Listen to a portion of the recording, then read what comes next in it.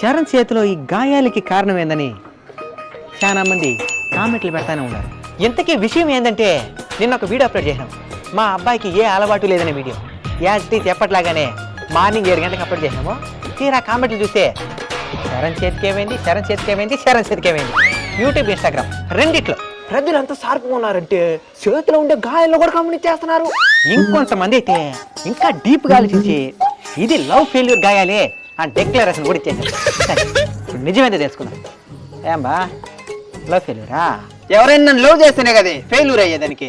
అది కూడా నిజమే, కానీ ఇది అమ్మాయి కోసం వారటంతో కోసుకున్న గాయాల మానే ఉండదు. అప్పుడు ఇదేందే ఇది అర్థం జరిగింది, మన మీదకి వచ్చేసాం మరి. సరే నిజం చెప్పేద్దాం. చెప్పు కానీ. మా చేతుల మీద ఉండే ఈ గాయాలకి కారణం ఏదంటే మా గ్రామంలో జరిగిన అంకమ్మ తల్లి కొలుపు. ఆ ఉత్సవంలో భాగంగా జాట్లు వేసుకోవడం అనే కార్యక్రమం జరుగుతుంది. మీకు అర్థమయ్యే విధంగా చెప్పాలంటే కొరడాలతో కొట్టడం.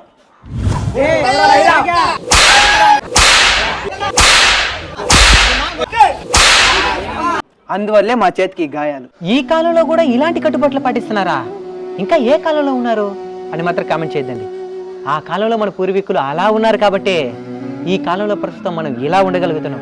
ప్రతి సంప్రదాయం ఏర్పడడం వెనుక ఒక బలమైన కారణం ఉంటుంది. ఇది మన చరిత్ర, మనమే మన తర్వాత తరాలకు చేర్చాలి. అందరినీ కంటికి రెప్పలా కాపాడే అమ్మవారు సంతోషిస్తుందంటే ఈ గాయాలే ఉంది. వీటికి మించిన గాయాలను భరించడానికి కూడా మేము సిద్ధం. అమ్మవారి ఊరేగింపులో మేము కొరడాలతో కొట్లాడుతున్న పూర్తి వీడియో మన అన్బిటబుల్ కల్చర్ బ్లాగ్ ఛానల్లో ఉంది. వెళ్ళి నవ్వుతూ చూసేయండి. నమస్కారం.